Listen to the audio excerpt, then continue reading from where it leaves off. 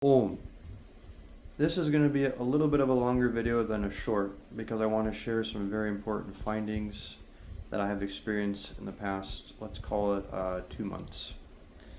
This includes certain archetypes and energies that have been field tested in times of extreme need. When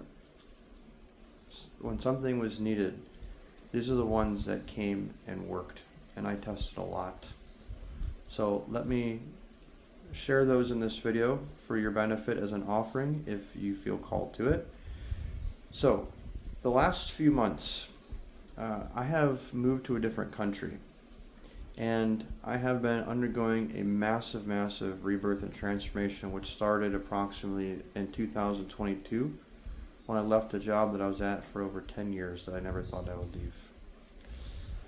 And I have shared videos about how I have been using my notebook, writing and crystallizing my life and declaring and all this stuff. Well, this retreat that I was at was in Peru, and this was sort of a culmination point of all that work that I've been doing since 2022, and I've been on this path much longer, over 10 years. And without going into too many details, it was in the jungle. It was the theme, at least for me, was about this rebirth, this transformation, going to the bottom of myself, which I have been doing for many months prior to even going on this retreat, really intensely. Intense fasting, meditation, structure my life around changing myself, so to speak, or said in a different way, bring about a new version of myself.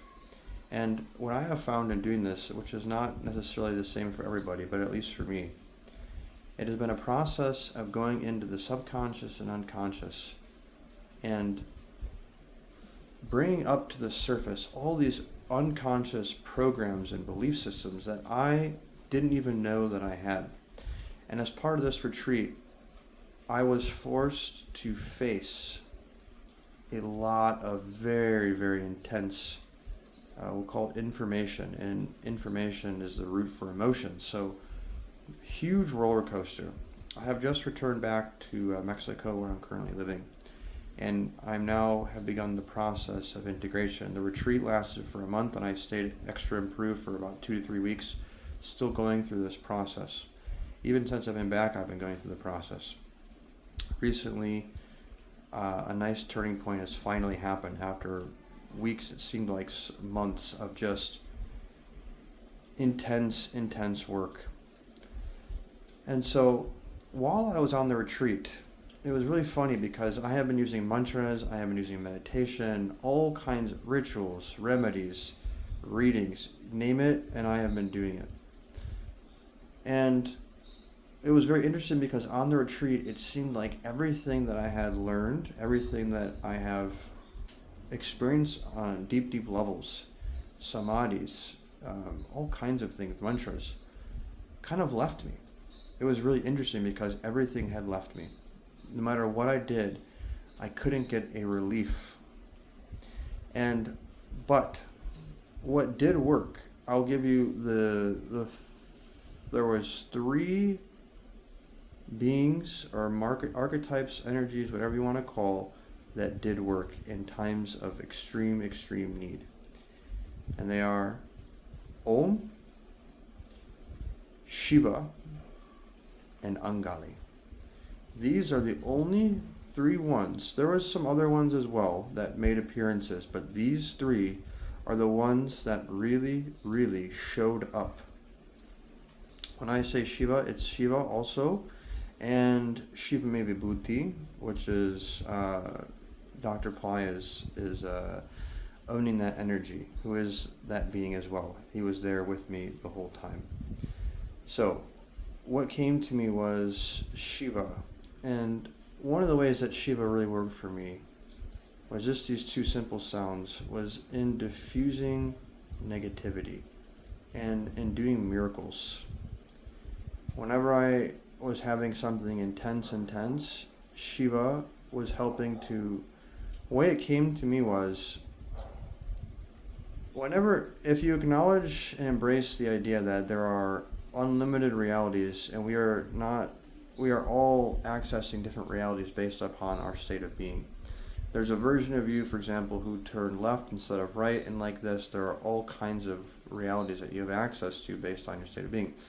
Shiva came to me as a way to prune realities. So whenever I would catch myself having thoughts and getting it pulled into this worry, for example, and manifesting visualizations and ideas about, oh, this is bad, this is going to happen now, I would call on Shiva, and Shiva would show up in a very tangible way and prune realities. And I will share more about Shiva towards the end of this video because he's really showed up as part of my integration. Om in particular is one who showed up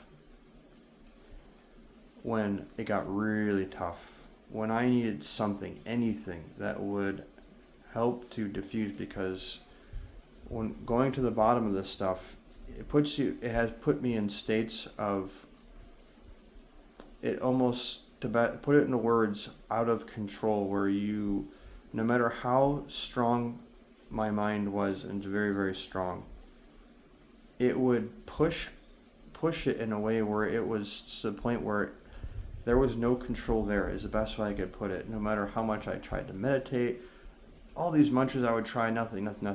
Om would come in, and Om came into my heart and in my head, and it provided a medicine and a relief like nothing else was Om. So if you find your heart is stirring, or maybe it's your stomach, or it's your head, your thoughts, or something like this, try Om. You put Om there, and you feel Om diffusing. You feel Om changing the space, and it worked fantastic for me.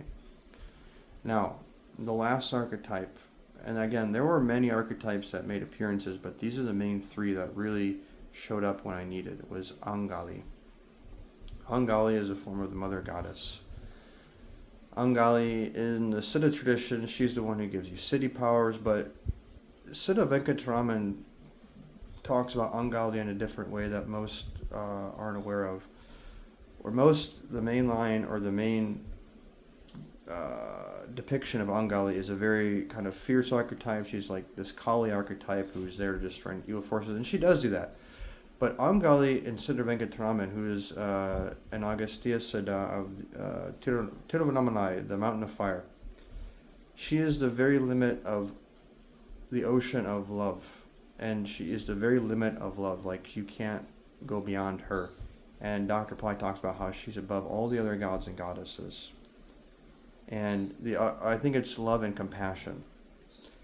And she really showed up as the hope. She would come in and she would give me the hope.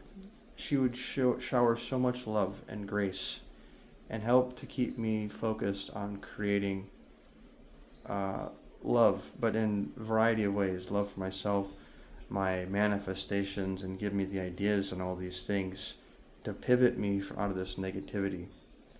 And so you can use all these beings in a very simple way. You can use the sound Om, who is also personified as Ganesha, Ganapati, the elephant-headed being.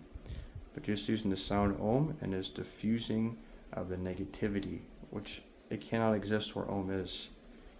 Shiva, which I said I'll talk more about at the end of the video, which I will, for pruning negative timelines and for giving peace. And Angali for mercy. When you're in that position where you just mercy, that's Angali. Angali for me provided that mercy and so much love that I'm just forever grateful to her. And there's a picture of her on augusthiar.org. That's AGASTHIAR.org. Go on that, go to Google and type augusthiar.org Angali, and you'll see a picture of her wearing a green dress. That image came in very strong for me. Particularly also her Trishul, which is a, what do they call that in the West? It's like a trident. And her holding that trident, and sometimes I would just connect with her, the trident, and her hand was there, but the trident would be absorbing all kinds of things. And there was one more being that I'm now recalling, which is Nara Simha. lion-headed being. He would come in and absorb immense negativity and also protect. Narasimha, and particularly in the form of a white lion, which there's a lot of stuff about this I will save for another video, but for now, that one as well, very, very strong.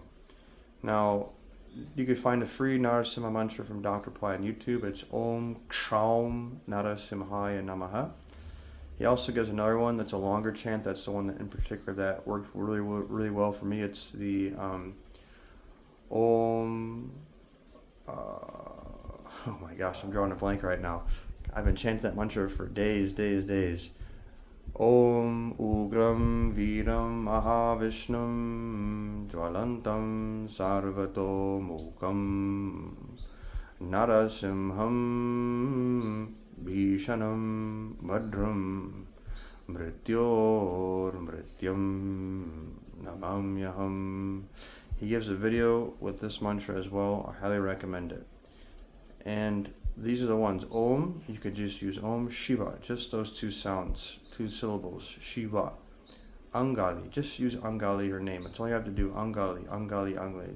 She told me to use it, repeat her name 3 times and she will be there. And this is true. For me, this is how it's worked. Angali, Angali, Angali.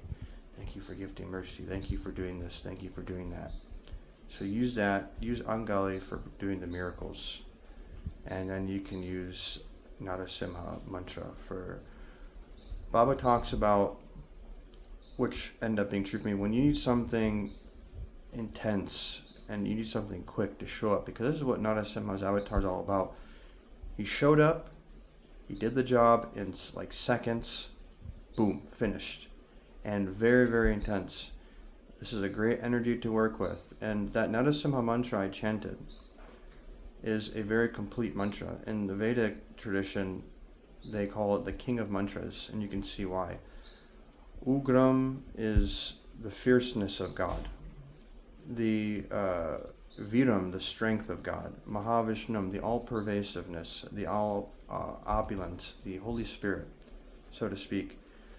Sarvato Mukam, Jwalantam Sarvato Mukam is the fire, the brilliance, and the omniscience. Sarvato Mukam, face everywhere. So it's nothing that they don't know, nothing they can't perceive. They're perceiving everything.